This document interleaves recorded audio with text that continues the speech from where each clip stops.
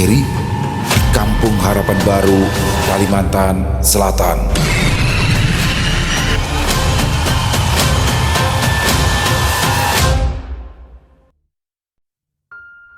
Lampu bolam di langit-langit kamar mandi rumah Maya berpendar dengan redup, menyebar cahaya kuning pudar yang tidak rata. Uap hangat masih menggantung di udara setelah ia menyiramkan air ke tubuhnya.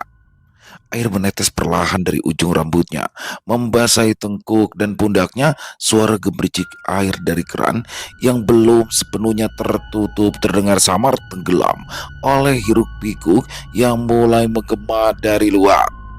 Dari balik dinding tipis kamar mandinya, suara orang berteriak-teriak menerobos masuk, terdengar lantang penuh emosi. "Maling! Ada maling! Kasih tangkap, jangan dibiarkan lolos!" Suara langkah kaki menyusul cepat, berlarian. Di jalan setapak gang di depan rumah terdengar benda logam beradu keras. Kemudian pagar yang didorong tergesa-gesa. Maya menghentikan gerakannya. Telapak tangannya yang basah masih menempel di pinggang, matanya menyipit, berusaha mencerna suara yang mulai ramai. Dia menengahkan kepala, mendengar lebih seksama, teriakan lain muncul lagi. "Kejar, jangan sampai dia kabur. Ambil pentungan, hajar aja sampai mampus." Suara sandal jepit terdengar jelas, disusul derap kaki berat yang berlari. Maya ingin keluar, tapi tubuhnya masih penuh sabun, kain handuk tergantung di balik pintu. Dia buru-buru menyiram badannya sekali lagi, air dingin membasahi punggungnya tanpa ampun. Tangan kirinya bergerak cepat, meraup air dan mengusap sisa sabun yang tersisa. Suara riuh di luar semakin bising, seolah lebih banyak orang datang bergabung. Ada bunyi keras seperti kayu yang dipukulkan ke aspal dan disusul orang ramai memaki. Dalam beberapa menit, Maya sudah membungkus tubuhnya dengan handuk, rambutnya masih basah menempel di sisi wajah. "Kak, bangun kak, ada maling tertangkap." Dia melangkah ke kamar untuk membangunkan suaminya yang tertidur nyenyak. Setelahnya, Maya bergegas menuju pintu depan, tangan kanannya memutar gagang pintu perlahan. Maling jam segini?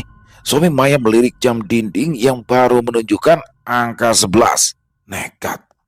Udara malam yang lembab menerpa wajahnya, aroma tanah basah dan asap rokok tipis tercium samar dari kejauhan. Di ujung gang, tepat di persimpangan yang berjarak kurang lebih 30 meter dari rumahnya, cahaya lampu jalan memantulkan bayangan orang-orang yang bergerombol. Sekitar 20 orang berkumpul melingkar rapat. Beberapa lelaki bertelanjang dada, berkeringat dan terengah-engah. Ada yang masih menggenggam balok kayu, sisanya membawa parang. "Dasar bangsat, maling sialan. Wani Banar manyunta di kampung kita." Di tengah kerumunan, seseorang tergeletak di atas sana, tubuhnya meringkuk tidak berdaya. Dia hanya mengenakan kaos lusuh yang sudah sobek di bagian pundak, celananya kusut, hampir terlepas dari pinggang. Wajahnya tidak tampak jelas dari tempat Maya berdiri, tetapi postur tubuh yang kaku dan tak bergerak lagi membuat Maya menebak lelaki itu pasti sudah tewas. Terlebih lagi, salah satu tangannya tertekuk tidak wajar, ada luka yang masih mengeluarkan darah di lengan dan betisnya. Maya tersentak ketika lelaki parubaya dengan rambut tipis dan kumis tebal menunjuk-nunjuk tubuh maling itu dengan kayu di tangannya. "Ini akibatnya kalau nekat mencuri di sini," katanya keras, disambut gumaman setuju dari yang lain. Maya berdiri diam di ambang pintu, matanya tak berkedip memandang pemandangan itu. Angin malam menyapu pelan daun-daun pisang di halaman samping rumah tetangganya. Lampu rumah-rumah sekitar menyala, memperlihatkan sebagian besar tetangga keluar dari pintu rumah mereka dan menonton kejadian itu. Tetapi tidak satupun yang mendekat. Mereka hanya memandang dari teras rumah. Mereka tidak ingin terlibat lebih jauh, apalagi setelah mendengar bahwa maling itu sudah tewas. Tidak lama kemudian, suara sepeda motor mendekat. Rupanya Pak RT setempat ditemani oleh tetangganya datang. Salah satunya membawa senter besar, cahayanya menyapu ke arah kerumunan. "Ada apa ini?" tanya Mulyadi, ketua RT di tempat mereka. "Ada maling, Pak.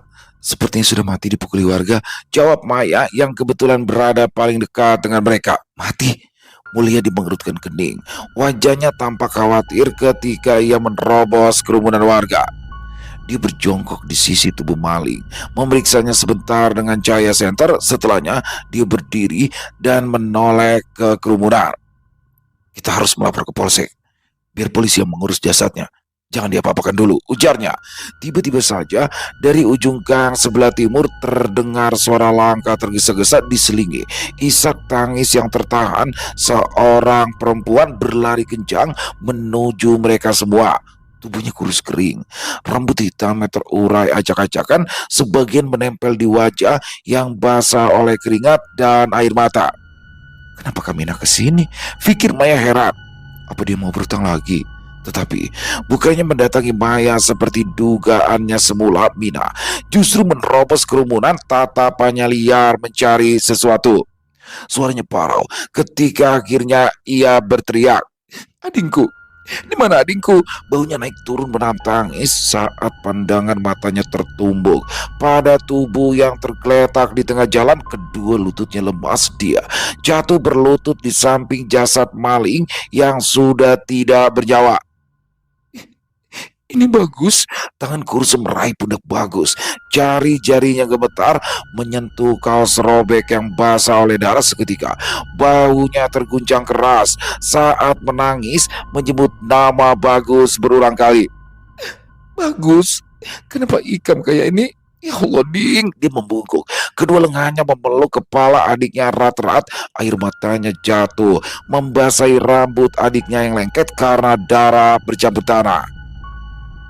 Maya tersentak mendengar Mina yang meraung memanggil Bagus. Dia ingin bergegas menghampiri mereka, tetapi suaminya yang sejak tadi berdiri di sana melarang Maya mendekat. Jangan, kalau polisi datang, kita bisa dijadikan saksi mata. Tapi, sudah, diam saja di sini. Kasihan Mina, Kak. Maya berbicara memelas, tetapi suaminya tetap menggelengkan kepala. Tetangganya yang tinggal di sebelah rumah Maya berbicara pada mereka. Aku pikir maling dari mana? Ternyata itu adiknya Mina. Memang sudah kuduga akan berakhir seperti ini. Maya menggigit bibir. Mina dan Bagus hanya tinggal dua bersaudara karena kedua orang tuanya meninggal sejak mereka kecil. Dua bersaudara itu tinggal mengontrak di sebuah bedakan kecil di kampung mereka. Setiap harinya Mina bekerja keras menjadi buruh cuci untuk para tetangga yang kasihan melihat nasibnya. Sedangkan Bagus, Maya tidak tahu harus berkata apa tentang Bagus. Pemuda itu memiliki kekurangan sehingga seringkali disebut idiot oleh orang-orang yang tidak suka padanya. Bagus lebih suka bermain dengan anak-anak kecil daripada bergaul dengan seusianya. Kak, apa kamu yakin Bagus memang jadi pencuri? Basri, suami Maya, mengangkat bau. Tadi aku sudah menelpon polisi. Serahkan saja semuanya pada mereka. Maya menatap ponsel yang ada di tangan suaminya. Dia tidak sadar kapan Basri menelpon pihak berwajib, tetapi dia senang karena suaminya bertindak cepat. Ayo masuk, ucap Basri sambil menggandeng tangan Maya. Orang lain juga sudah pergi. Tidak ada yang mau jadi saksi mata. Istrinya menoleh ke arah Mina yang masih terisak-isak sambil memeluk jasad adiknya yang mulai dingin. Tangannya menelusuri wajah adiknya, menyeka kotoran dan darah yang mengering di pelipis. Sekeliling mereka sudah sunyi. Sepertinya memang tidak ada yang mau memberikan keterangan atas kejadian pengeroyokan tersebut. Tidak lama kemudian, setelah mereka masuk ke dalam rumah, terdengar suara mobil berhenti. Sepertinya polisi sudah datang untuk menangani masalah tersebut. 2 hari berikutnya, suasana kampung Harapan Baru terasa berbeda. Biasanya, Maya sudah mendengar suara kompor dan aroma masakan dari dapur tetangga. Akan tetapi, pagi itu, semua terasa lengang. Seakan kampung mereka tidak berpenghuni. Setelah kematian Bagus, warga memilih beraktivitas setelah matahari tinggi di langit. Setelah anaknya berangkat sekolah, Maya berdiri di serambi rumahnya. Kedua tangan bersedekap di bawah jilbab coklat tua. Pandangannya lurus ke jalan sempit tempat kejadian perkara. Mayat Bagus tidak divisum. Perempuan itu memilih merelakan kematian adiknya dan ingin ia segera dimakamkan. Bahkan, acara pemakaman dilakukan dengan prihatin. Kabar Bagus menjadi maling membuat sebagian besar warga enggan datang bertaziah, hanya segelintir orang yang berbaik hati padanya. Pantas saja kamu kita sering kecurian.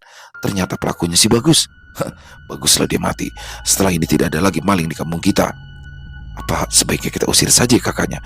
Bisa saja kan selama ini Mina yang menyuruh adiknya mencuri. Maya bisa mendengar semua ucapan itu. Ketika ia berjalan menuju rumah Mina, dia membawa sedikit beras dan masakan yang sudah dibuatnya tadi pagi.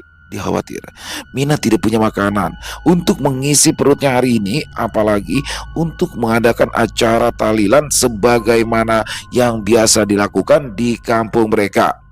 Assalamualaikum, Mina. Pintu diketuk tetapi tidak juga dibuka. Mina, masuk. Akhirnya ada jawaban lirih dari dalam. Maya membuka pintu yang rupanya tidak dikunci di ruangan yang hanya terdiri dari ruang tamu dan dapur itu. Mina terbaring tak berdaya, wajahnya merah padam. Astagfirullah, kenapa Ikamin? Maya bergegas mendekat, meraba dahi Mina yang demam tinggi. Mina berusaha menjawab, tetapi ia segera terbatuk. Maya mengambilkan segelas air dan membantu temannya itu minum. Sudah berobat? Mina menggeleng. Kenapa?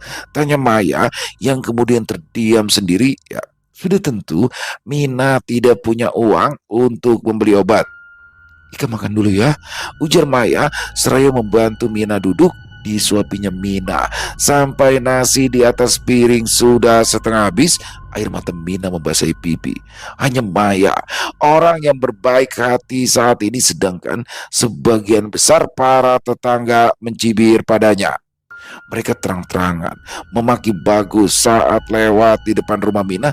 Tidak ada satupun yang memikirkan perasaan Mina yang sedang berduka karena kehilangan satu-satunya anggota keluarga.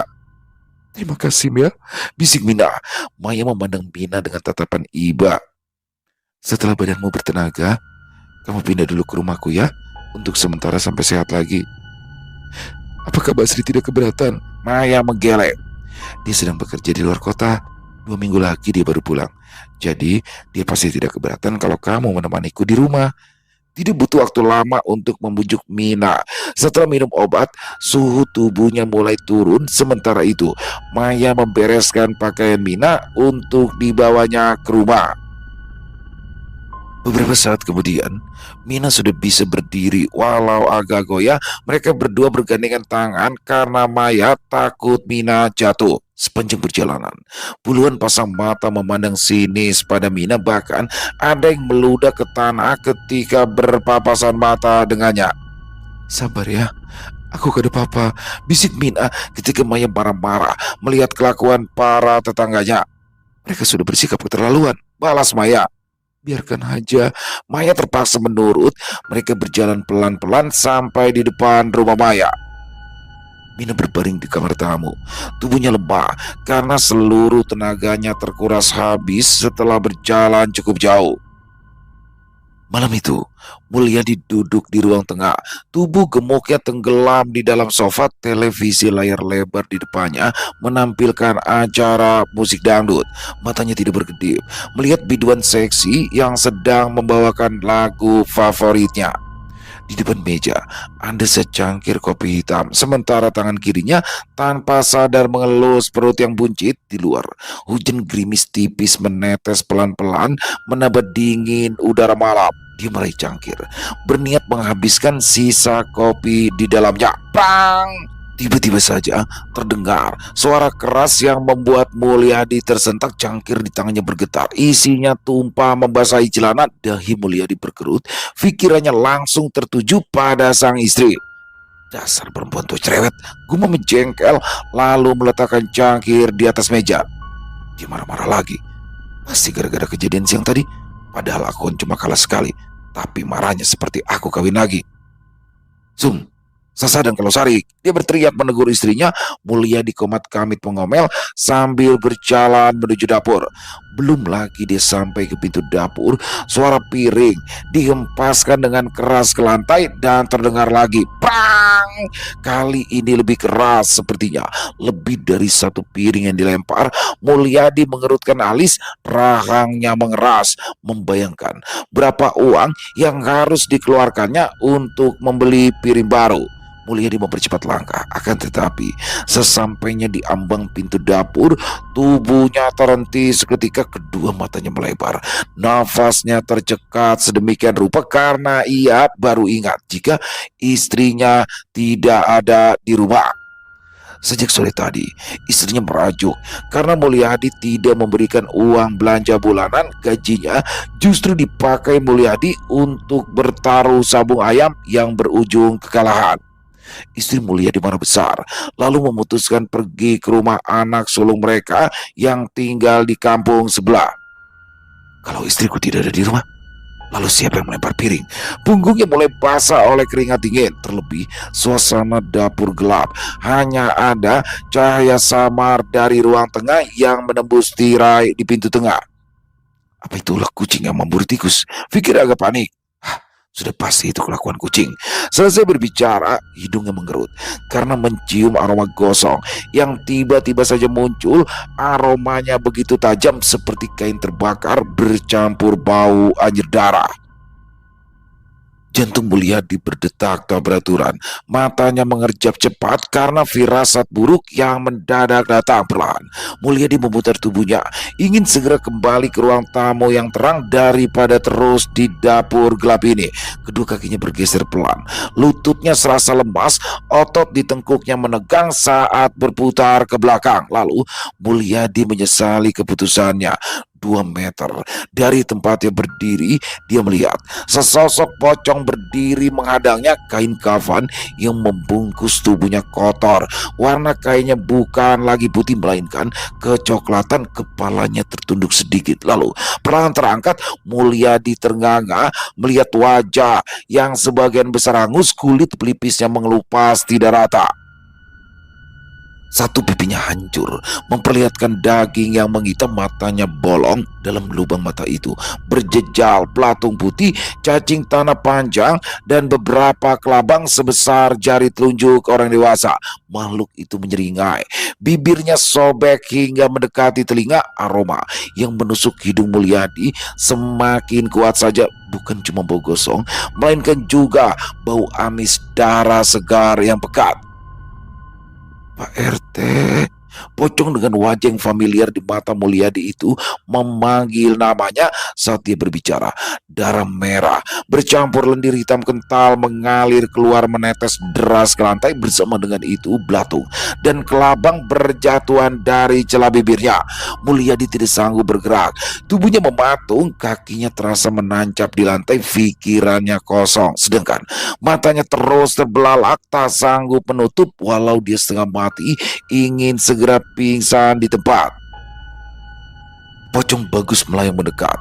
Kepalanya sedikit miring, sementara kedua matanya yang tak lagi punya bola mata terarah lurus ke arah Mulyadi. Ujung kain kafannya terseret di lantai, menimbulkan bekas basah dari cairan yang menetes dari tubuhnya. Setengah meter, 1 meter lebih dekat, Mulyadi bisa merasakan hawa dingin menyergap tubuhnya. Rambut di tengkuk berdiri semua karena ia ketakutan. Pocong Bagus makin dekat. Bau amis darah dan busuk yang tajam memenuhi hidung Mulyadi. Sementara lantai di bawah kaki Mulyadi basah karena dia tidak bisa menahan kencing. Lututnya bergetar, giginya gemeletukan. Pocong Bagus kini hanya berjarak 1 meter dari wajah Mulyadi. Tubuhnya sedikit membungkuk. Darah segar terus mengalir dari mulutnya, dari lubang matanya. Belatung gemuk berjatuhan satu persatu ke lantai dan melompat ke segala arah. Matanya tak bisa lepas dari tatapan kosong makhluk itu. Nafasnya sesak, dadanya naik turun cepat. Tangannya yang semula mengepal kini terbuka, jari-jarinya kaku. Pocong Bagus mengangkat tangan kirinya yang sudah tak lagi terbelenggu dari ikatan.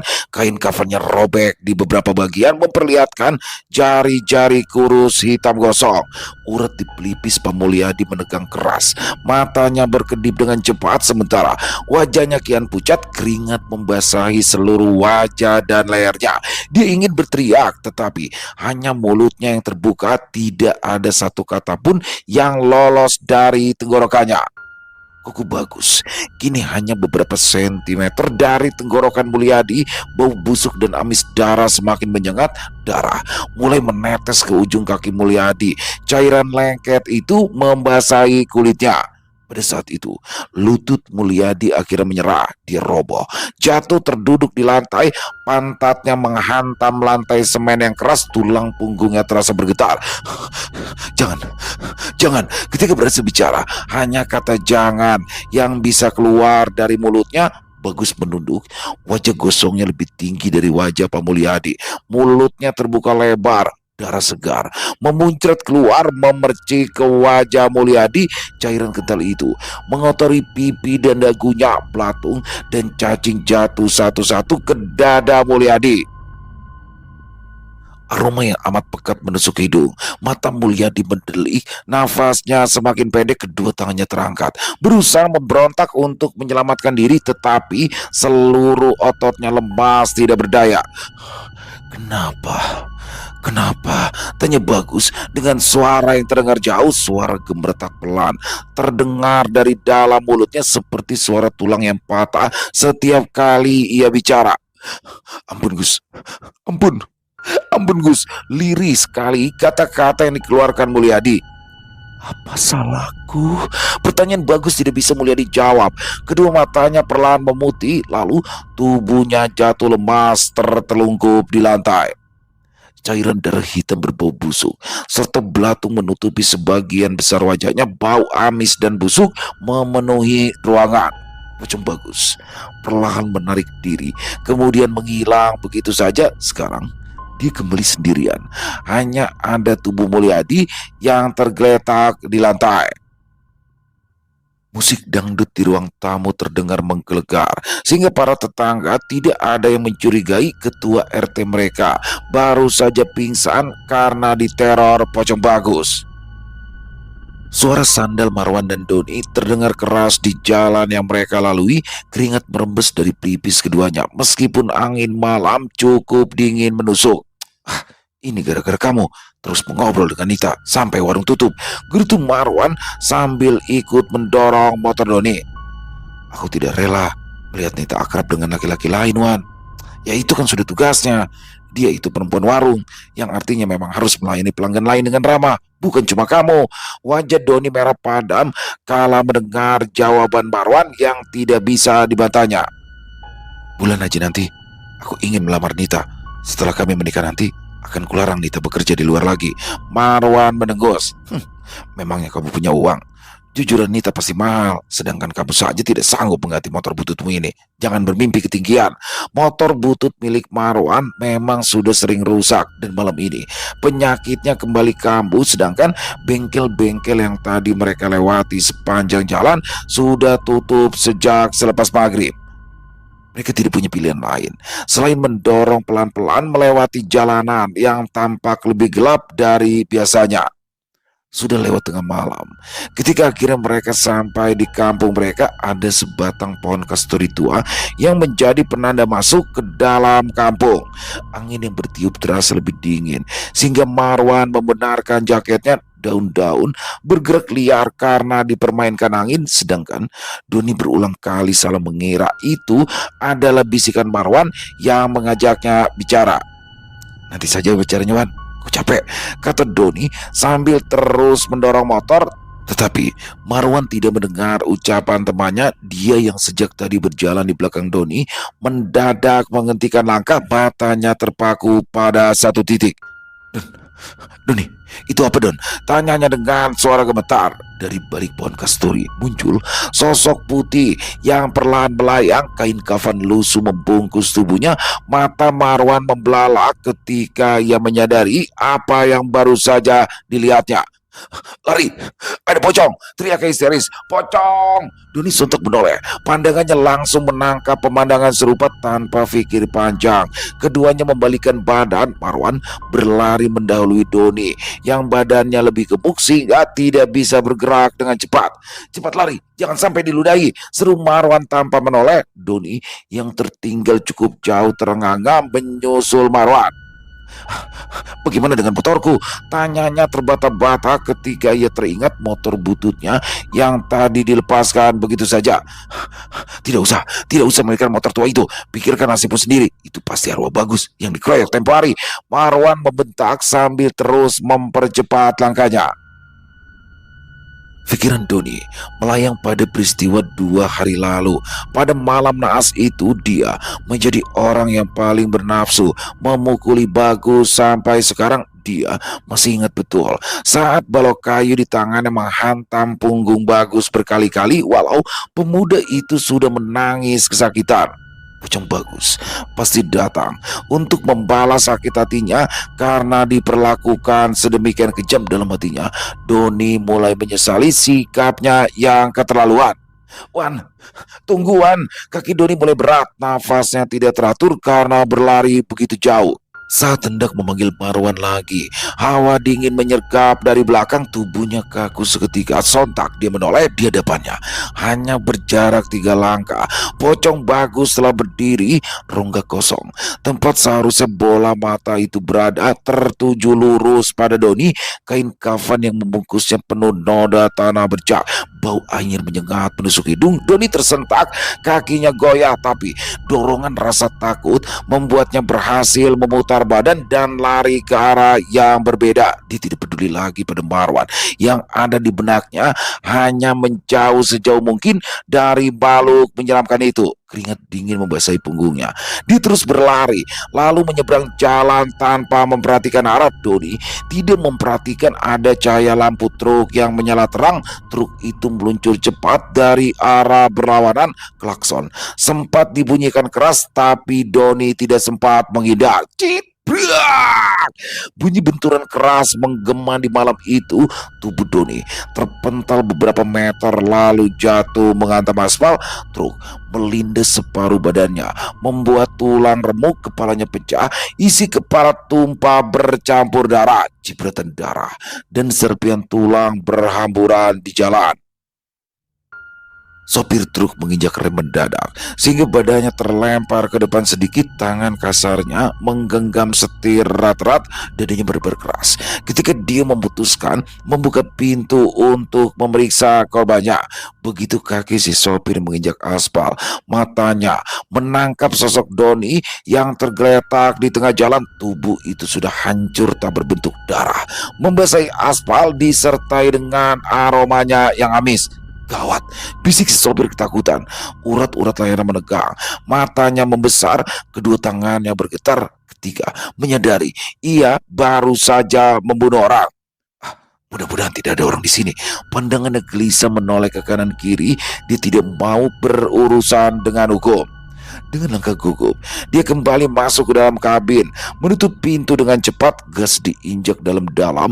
Truk itu pun melesat dengan kencang meninggalkan tempat kejadian. Dari kejauhan, Marwan yang sempat bersembunyi di balik musola segera mendengar suara benturan keras tadi. Firasatnya mengatakan ada yang salah, terlebih lagi karena Doni tak kunjung menyusul. Setelah memastikan sosok pocong itu tidak ada di sekitarnya, barulah Marwan berani keluar dari tempat persembunyiannya. Doni, kamu di mana, Don? Teriaknya sambil mencari-cari tempat Doni bersembunyi. Matanya membelalak saat ia melihat tubuh Doni terbujur mengenaskan di tengah jalan raya. Astagfirullah, itu Doni. Badannya terasa lemah sehingga dia butuh waktu beberapa detik untuk menenangkan diri. Setelah berhasil mengendalikan diri, barulah dia memandangi jasad di atas aspal itu. Hatinya berdesir ketika mengenali kaos putih yang sama dengan yang dipakai oleh Dodi. Tolong, tolong, ada orang kecelakaan, teriaknya parau. Alih-alih mendatangi mayat Doni, dia memilih berteriak-teriak untuk meminta bantuan. Suara Marwan memecah keheningan malam. Dia berlari ke rumah-rumah warga, mengetuk pintu dengan keras. Beberapa warga akhirnya keluar mengenakan sarung dan baju seadanya. Wajah-wajah mengantuk berubah tegang saat mereka melihat mayat Doni. Beberapa orang menutup hidung. Seorang lelaki tua menunduk, wajahnya buram ketika melihat akhir kehidupan Doni yang begitu tragis. Itu Doni, anak Pasmuni. Gumamnya tak percaya. Baru tadi siang dia mengobrol dengan Doni. Malam ini pemuda itu sudah meninggal. Salah satu warga mengambil ponsel dan menghubungi ketua RT. Marwan berdiri di pinggir jalan. Nafasnya masih tidak teratur, pandangannya kosong menatap tubuh Doni. Samar-samar dari sudut matanya, dia melihat bayangan putih melayang, lalu lenyap di balik pohon kasturi. Tenggorokannya tercekat, dia sadar ini baru permulaan. Bagas pasti kembali lagi untuk membalas dendam. Kada diangkat Pak RT. Keluh orang yang memegang ponsel. Mungkin sudah tidur. Telepon rumah sakit saja, lalu kabari keluarganya, usul yang lain. Kabar kematian Doni tersebar keesokan harinya. Rumah Pak Asmuni pun disambangi banyak tetangga yang ikut berduka. Jauh berbeda dengan rumah Mina beberapa hari yang lalu. Rencananya Doni akan dimakamkan nanti sore setelah asar. Sekarang mereka masih menunggu jenazahnya yang berada di rumah sakit. PRT menjemput jenazah Doni, tanya Rahmat pada Marwan yang duduk lesu di bawah pohon kersan. Kada tahu, jawab Marwan lesu. Dari tadi malam PRT kada kelihatan. Aneh, bukannya Pasmuni dan Pak RT masih ada hubungan keluarga? Kenapa Pak RT tidak muncul-muncul? Pertanyaan Rahmat didengar oleh warga lain. Mereka pun segera mempertanyakan hal yang sama. Bukan hanya Pak RT yang tidak terlihat, istrinya juga tidak kelihatan batang hidungnya. Ayo, kita datangi ke sana, ajak Rahmat sambil membetulkan sarungnya yang kedodoran. Buat apa? Marwan malas kemana-mana. Perasaannya masih terguncang karena teman baiknya meninggal dunia. Yang menengok Pak RT. Siapa tahu dia sakit, jadi tidak bisa datang ke sini. Rahmat segera menyeret tangan Marwan sehingga temannya itu tidak bisa mengelak lagi. Mereka berdua berjalan menuju ke rumah ketua RT, Pak Mulyadi. Begitu tiba di depan rumah, Rahmat mengerutkan kening karena lampu teras masih menyala. Seingatnya, istri Pak RT mereka itu sangat perhitungan. Dia tidak mungkin membiarkan pemborosan listrik semacam ini. Rahmat segera mengetuk pintu berulang kali. Yang sialnya pintu itu terkunci.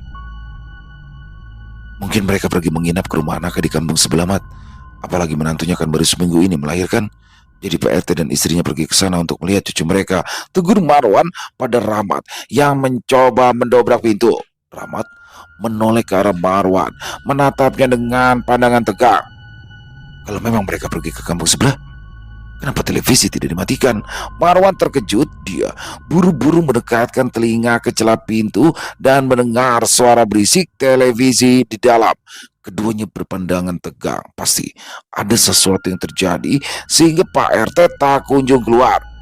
Kamu cari linggis, kita dobrak saja pintunya, saran Rahmat pada Marwan.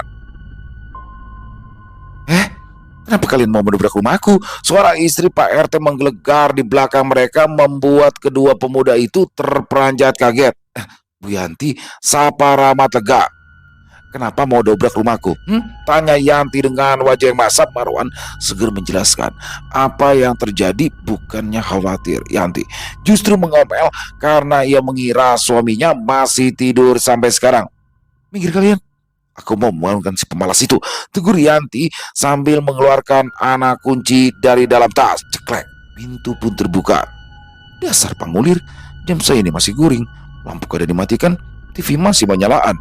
Yanti masuk sambil mengomel. Dia langsung mematikan televisi sehingga rumah yang tadi terasa bising segera sunyi. Tapi suasana sunyi itu tidak berlangsung lama, digantikan oleh jeritan pilu dari Yanti yang melihat suaminya sudah terbaring kaku di lantai. Kabar duka menyebar seperti api disiram minyak. Warga berdatangan berbondong-bondong ke rumah Pak RT. Suara langkah tergesa, bisik-bisik tajam, dan raut wajah tegang mewarnai gang sempit kampung mereka. Di teras rumah itu, para warga berdiri terpaku, wajah mereka pucat, menatap kosong ke dalam rumah. Di ruang tengah, jasad Pak RT terbujur kaku. Tubuhnya ditemukan tergeletak di lantai. Tubuhnya sudah dikerubungi semut dan juga lalat. Bu Yanti terduduk di sudut ruangan. Dia menangis, terisak pelan di pelukan anaknya yang juga terpukul melihat kejadian itu. Serangan jantung, bisik tetangga terdekat. Pak RT kan badannya gemuk, pasti jantungnya bermasalah. Semua orang terguncang sehingga tidak lagi peduli dengan cara apa dia meninggal. Ini semua terlalu kebetulan karena Doni juga meninggal di malam yang sama. Warga di kampung mereka segera menggali satu lubang kubur lagi. Hanya dalam 1 minggu 3 orang dimakamkan di tempat yang berdekatan. Entah siapa yang memulai, tetapi ada kabar burung yang beredar di antara warga bahwa kematian Pak RT Mulyadi dan juga Doni ada hubungannya dengan aksi pengeroyokan Bagus beberapa hari yang lalu. Sepertinya Bagus mati penasaran dan ingin membalaskan dendamnya. Burhan yang malam itu baru pulang dari acara tahlilan 2 orang itu berceletuk kepada temannya, Madi. Madi memandang Burhan bingung. Tapi kenapa? Ah, masih bertanya kenapa? Karena aku tidak tahu. Cepat katakan apa dugaanmu. Burhan melirik ke kiri dan ke kanan lalu berbisik. Karena Bagus meninggal dipukuli warga tanpa ada bukti. Kalau dia memang mencuri, bisa saja sebenarnya itu cuma korban fitnah. Hus, jangan sembarangan. Aku melihat sendiri kalau waktu itu Doni dan Marwan yang pertama kali mengejar Bagus sambil meneriakinya maling. Mereka juga yang memprovokasi warga agar terus mengajar Bagus sampai dia tewas. Mandi berhenti berjalan karena terkejut. Kamu seriusan? Tapi apa hubungannya dengan Pak RT? Burhan ikut berhenti berjalan. Apa kamu tidak tahu? Doni itu masih keponakan Pak RT, sedangkan Marwan adalah teman baik Doni. Kalau tidak segera mencari jalan keluar, kurasa Marwan akan menyusul kematian Pak RT dan juga Doni. Madi menggelengkan kepala. Dia sulit untuk percaya pada ucapan Burhan yang terdengar mengada-ngada. Dia sudah akan berbicara lagi ketika Burhan memberikan isyarat agar diam. Marwan lewat di dekat mereka. Wajahnya tampak merah padam tetapi tidak mengatakan apa-apa pada kedua orang itu. Dia justru berjalan tergesa-gesa. Tadi sadarinya Burhan dan Madi terus mengamati kepergiannya sampai dia menghilang di balik tikungan. Nah kan, kalau dia tidak bersalah, dia pasti membela diri. Ucapan Burhan malam itu segera dengan cepat tersebar. Madi menceritakan dugaan temannya pada sang istri perempuan yang memang tidak bisa menyimpan rahasia itu, bergegas mengisahkan pada teman-temannya yang lain. Kabar Bagus gentayangan menjadi pocong meluas ke seluruh kampung. Mina yang mendengar kabar itu hanya bisa menangisi adiknya. Siang itu, Marwan terduduk lesu di bangku paikat di depan rumah Pak Haji Karim. Tubuh kurusnya gemetar, keringat mengucur deras meski matahari tidak terik. Dia menatap kosong ke tanah. Kedua tangannya saling meremas tak tenang. Keluarganya yang ikut mengantar siang itu duduk mengelilinginya menunggu kata-katanya keluar. Pak Haji Karim sebagai pemilik rumah segera berkata, "Wan, kalau memang ada yang harus disampaikan, sampaikanlah sekarang. Jangan disimpan sendiri. Kau lihat sendiri, sudah 2 orang meninggal dunia. Jangan sampai korban bertambah." Marwan menelan ludah, bibirnya bergetar. Dia menunduk dalam, masih menimbang-nimbang di dalam hati. Lalu perlahan dia mulai membuka mulut.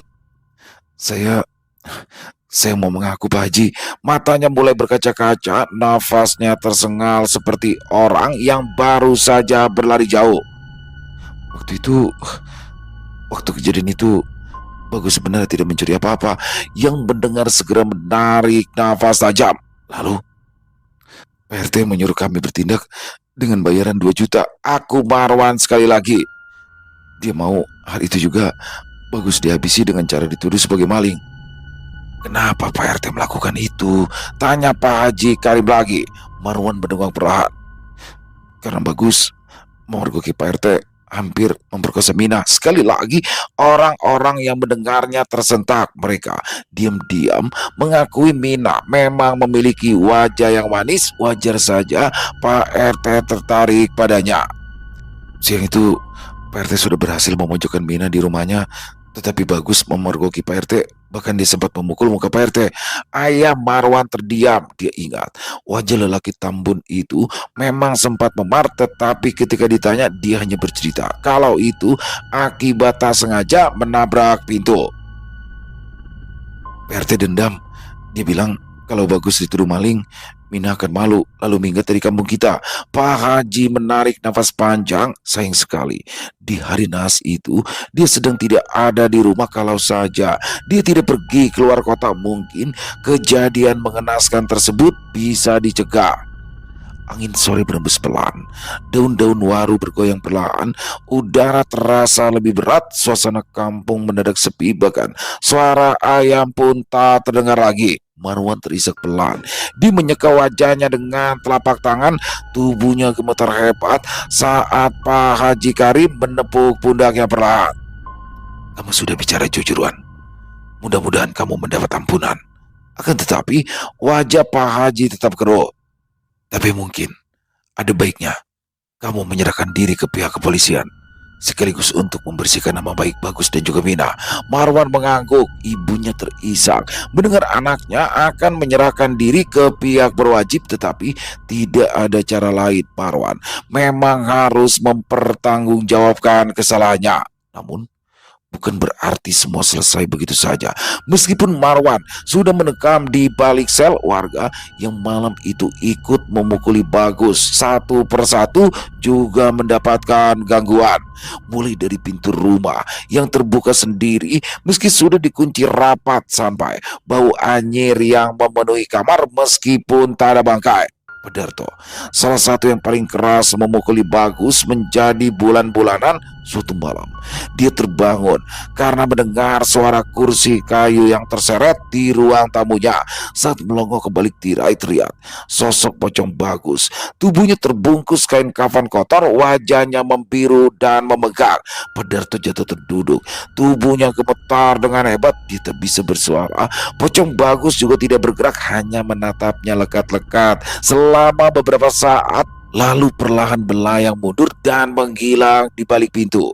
Dalam 2 minggu, 6 orang warga lainnya mengalami kejadian serupa. Pak Usman mendengar suara Bagus memanggil namanya dari belakang. Ketika menoleh, Bagus sudah berdiri di belakangnya tak lebih dari 1 hasta. Pak Usman jatuh pingsan. Istrinya menemukannya di pagi hari dalam kondisi menggigil dan demam tinggi. Setiap malam, Kampung Harapan Baru diselimuti ketakutan. Tidak ada yang berani keluar selepas maghrib. Jalanan gelap, lampu-lampu dinyalakan lebih awal. Di malam ke-27, Pasaman, salah satu orang yang ikut memukuli Bagus ditemukan meninggal dunia mendadak. Kabar itu mengguncang warga. Orang-orang mulai berani berterus terang satu persatu mendatangi Pak Haji untuk meminta nasihat. Sebagian menyerahkan diri ke polisi mengikuti jejak Marwan, sedangkan sisanya yang hanya melihat kejadian pengeroyokan tetapi tidak ikut memukuli Bagus segera datang ke rumah Maya. Mereka mencari Mina, meminta maaf karena telah memperlakukan dia dan adiknya dengan semena-mena. Hari itu, Mina berkata, "Jangan pernah menzalimi orang yang tidak bersalah. Doa orang teraniaya menembus langit tanpa hijab. Kalau kalian tidak takut pada hukum manusia, ingatlah bahwa Allah tidak pernah tidur." Teror pocong Bagus berakhir setelah ia meninggal 40 hari, tetapi Mina juga sudah memutuskan meninggalkan Kampung Harapan Baru. Selesai. Wow, luar biasa kisah dari tanah Kalimantan, kisah dari Kenanga Kinasih, penulis asal Kalimantan Selatan. Oh, di sini bagaimana di Kampung Harapan Baru ya. Bagus, ini plot twist banget ya. Bener-bener nggak nyangka ternyata Pak RT dan juga 2 keponakannya ini, ternyata Doni dan Marwan ya. Di sini juga apa ya namanya, terlibat mereka. Ternyata Pak RT itu sempat hampir meruda paksa daripada si Mina, yang mana Mina ini adalah kakak dari Bagus. Jadi Bagus ini kan mungkin mengalami bukan keterbelakangan mental ya, tapi lebih kepada punya kekurangan lah ya, di situ punya kekurangan sehingga sering dicap anak idiot oleh orang-orang sekitar, tapi dia memergoki ketika Pak RT hampir merudah paksa Mina di situ, bahkan sempat kena bau mentah dari si Bagus tuh. Nah disitulah akhirnya apa namanya, dikalang cerita dan si Doni dan Marwan pura-pura ngejar si Bagus tuh, meneriakinya maling, ya Bagus otomatis ketakutan, warga datang. Jadi kok bisa sih? Bisa karena Bagusnya ini kan memang orang susah, jadi Mina sama Bagus orang susah kerjanya minjem uang, jadi apa namanya, masyarakat di situ percaya, oh iya dia berarti maling nih gitu, karena susah kan. Dan disitulah ternyata semuanya hanya rekayasa dari Pak RT, tapi semuanya sudah mendapat ganjarannya. Pak RT dan juga Doni aktor utamanya sudah lewat, dan tinggal si apa Marwan juga sudah dilaporkan ke kantor polisi. Overall kisahnya keren banget di sini, horornya dapat mencekam banget, dan juga pesan moralnya juga dapat ya teman-teman ya. Jadi gini ya, kalau menurut saya pribadi, seperti dalam kisah barusan, kalau ada maling atau apa ya sebaiknya jangan sampai terlalu berlebihan lah ya, jangan sampai dihakimi sendiri, tetap serahkan aja ke pihak yang berwajib terkait bagaimananya, nanti biar pihak berwajib, karena kalau udah begitu ya satu kampung bisa kena semua tuh di situ tuh ya. Ya intinya kita harus bisa menahan diri jika memang ada kejadian seperti itu, apalagi cowok ya, cowok kan biasanya panas tuh, apalagi yang dimaling motor nih, aduh biasanya langsung diajar, biasanya luar gitu dibakar lagi ya kan. Nah seperti kisah tadi kan akhirnya semua repot tuh, biasanya nanti orang-orang yang terlibat juga akan dipanggil ke kantor polisi. Jadi ya hindarilah hal-hal seperti itu. Dan terima kasih kepada Kenanga Kinasi atas kiriman kisahnya yang luar biasa. Ditunggu lagi kisah-kisah selanjutnya dari Tanah Kalimantan. Dan semoga juga kisah barusan bisa menghibur teman-teman semua ya, para pecinta penikmat horor misteri. Lebih khususnya lagi kepada para subscriber dari channel Ilo Bercerita. Buat yang punya komentar lain, yang punya pendapat lain, bisa menuliskan di dalam kolom komentar. Ataupun hanya sekedar saling menyapa, insya Allah kami akan membalasnya satu persatu. Buat teman-teman yang suka dengan videonya, bisa diklik tombol like atau tombol jempolnya, boleh juga dong dibantu di share ya link videonya ini ke teman-teman yang lain agar juga ikut merasa terhibur. Dan buat teman-teman yang belum subscribe, yuk bisa diklik dulu tombol subscribe, jangan lupa lonceng notifikasinya dinyalakan agar teman-teman selalu mendapatkan notifikasi dari konten-konten yang akan kami upload di setiap harinya.